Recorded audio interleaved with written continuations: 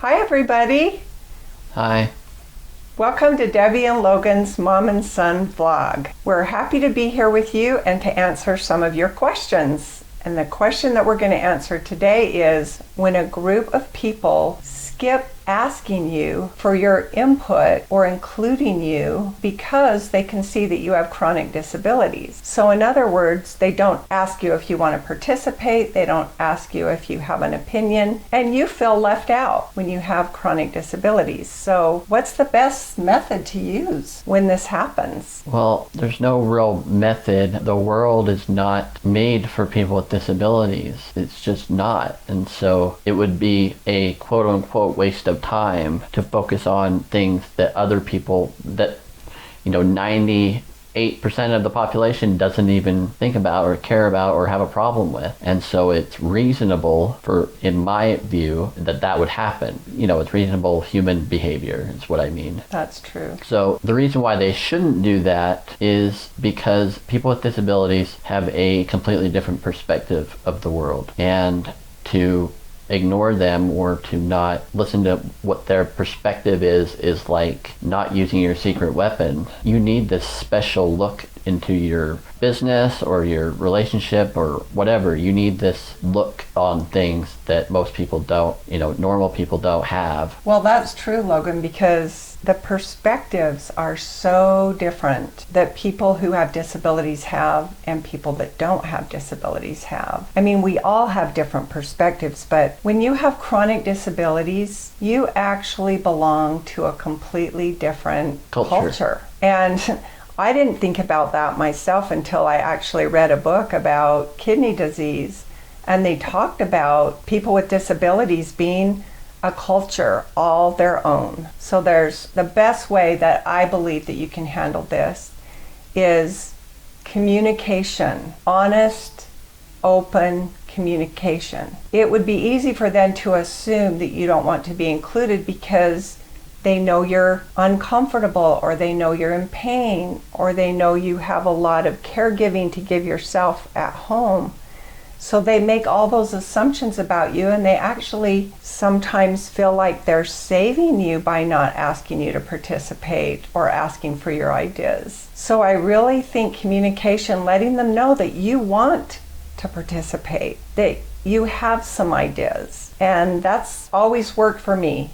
Open, honest communication. I mean, I've never been in a work situation or where I feel like I was skipped. I've never shown that I had disabilities to skip. I was basically another neurotypical man at the table. Did you go out of your way to act typical? Yeah, I mean, I act the way that gets the best results from whomever it is, whatever type of person it is. And this conversation is really interesting to me because I've been a perfectly able-bodied female almost all of my life. 13 years ago when I was diagnosed with multiple sclerosis, and I'd had symptoms for at least 15 years before that, my perspectives started to change and my self-care started to change. So it would require a lot of honesty from me if I wanted to participate with a group, because I would need to be honest about what my limitations are and what my desires are so that we could all be on the same page. And of course, the hardest thing for me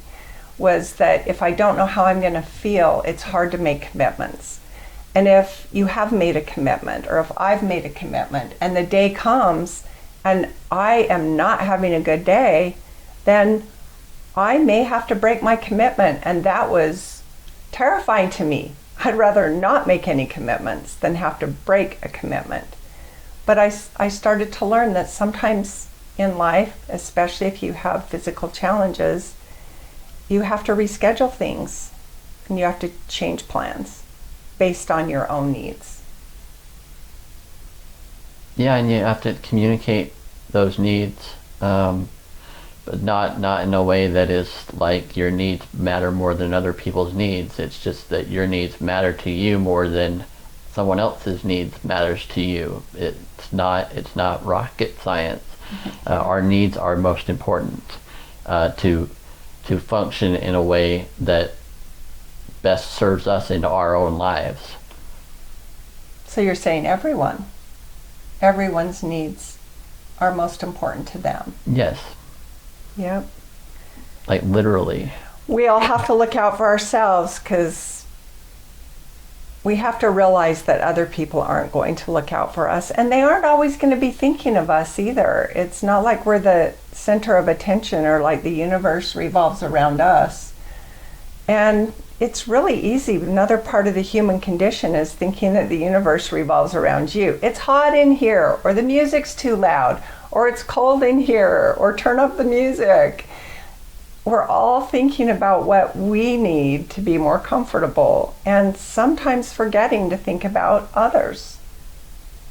Yeah, I really try to, in those situations, find a reasonable solution. You know, if it's cold, then bring a jacket regularly. If it's going to be loud, then I turn off my hearing aid. There are choices I can make that make me more comfortable.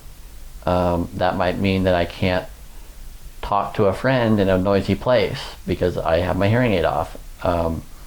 So you swap out these different factors all the time. Point.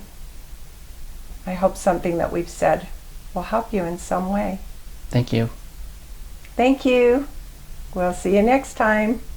Bye-bye. Bye.